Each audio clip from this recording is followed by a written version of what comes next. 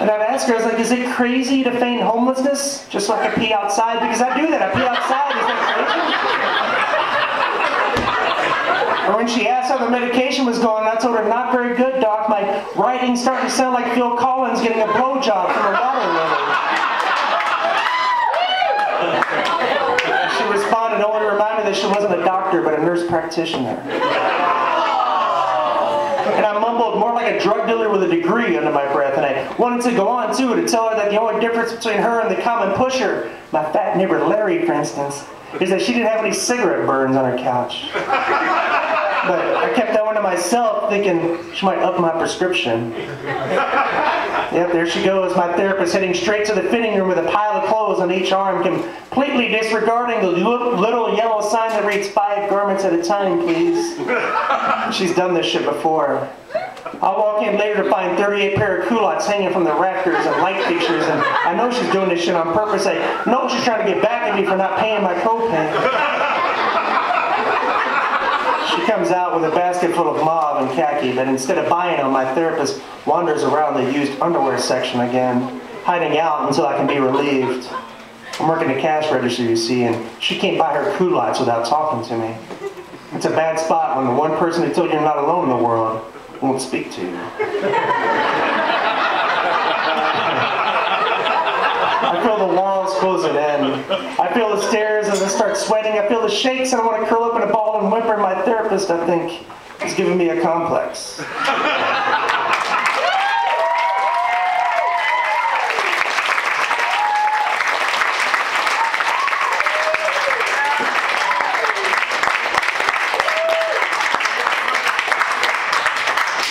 So this is called Roman Candle. Something broke during the night and I woke up feeling guilty about nothing and everything. And you'd think I'd be used to it by now. These daily stonings, these witch trials, these daily professions of innocence to no one and everyone. But I find myself still thirsty.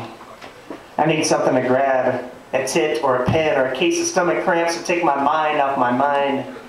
I lick my fingers and extinguish the cold flame of last night's Roman candle. Pat down the room for an alibi. Where the fuck were you last night?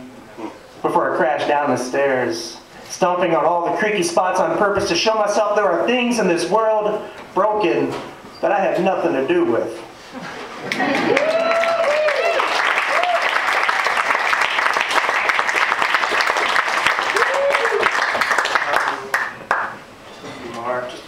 This is called Paper Thin Walls.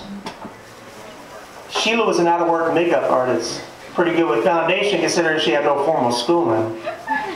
Did all the weddings in the neighborhood for cheap, a pack of smokes or a ride to the WIC office, and she'd make you look almost pretty. She didn't do hair though, for that you had to get help from your kids. Sheila would sit for hours in a lawn chair in the front yard, a bucket of beer at her feet, and Van Halen raging through her screen door. She never said much, and she didn't seem to mind if he sat on the ground next to her as long as she didn't say much either. Sheila's son was an absolute shit at age 11. Stole everything that wasn't nailed down, egged his neighbor's windows, egged his own windows. Cut off the power to the DAV thrift store once a week just because he knew how. One night he jabbed a pencil through the paper-thin wall between our apartments, and my sisters didn't notice until the hole was big enough to stick his tongue through, which he did after whispering, "Heidi, I see you." Sheila had lots of boyfriends with lots of fading tattoos of naked ladies and lots of sleeveless denim and lots of dirty jokes you could hear through the paper-thin walls. You could hear the arguments some night too, the screaming, the cascading of broken glass, the crying. We never called the cops though, only turned up the TV or went to our bedrooms. We didn't worry about her too much, never saw a bruise or sign that anything bad had happened at all. Sheila was a tough girl. Sheila was an out-of-work makeup artist. Pretty good with foundation.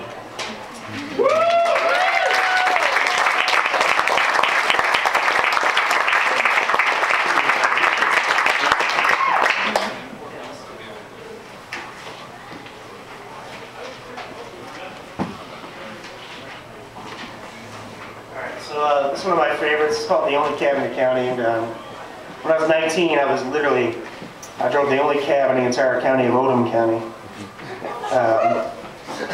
Yeah, it was a trip, so I was that guy. The dispatch was an answering machine.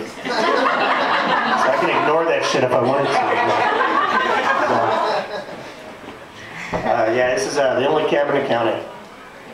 I was the only cab in the county, and for $2, I'd drive you from one end of the town to the other, to the laundromat, to the Western Union. Anywhere outside of town was $1 a mile.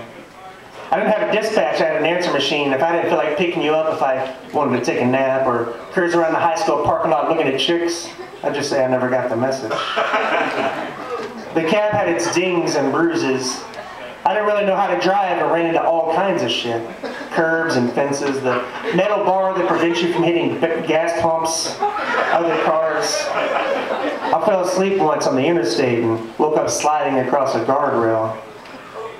The cab was an '84 Chrysler LeBaron gray with the paint flicking away.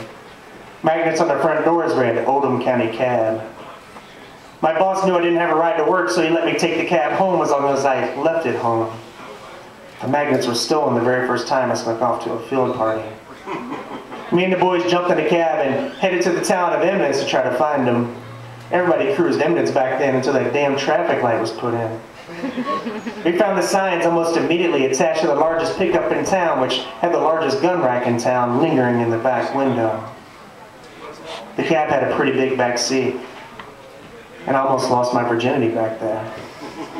Coaxed a drunken Trina Mathis to peel away from a party to steal away with me so we could, get to know each other better.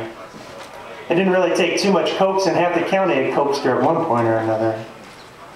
Pulled down her panties in that back seat, but had the whiskey dick something fierce. I flicked it and pulled it, prayed and cussed it. No matter what I did, I just couldn't get an erection.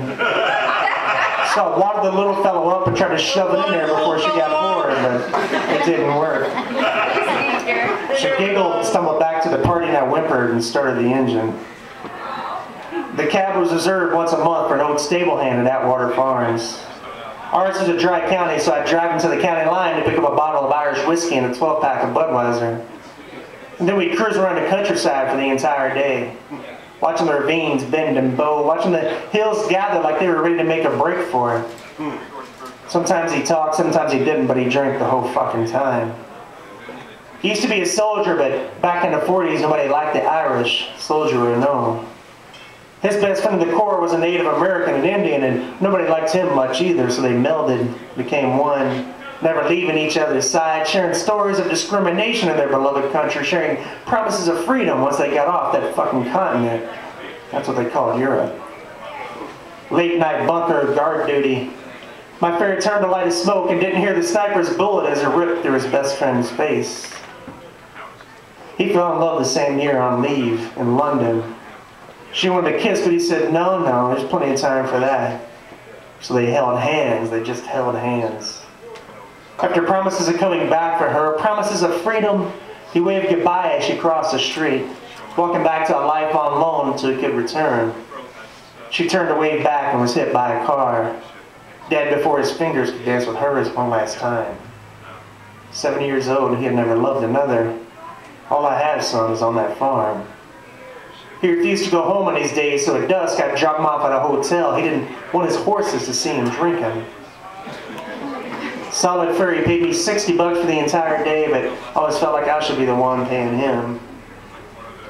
I was the only cab in the county. For $2, I'd drive you from one end of town to the other.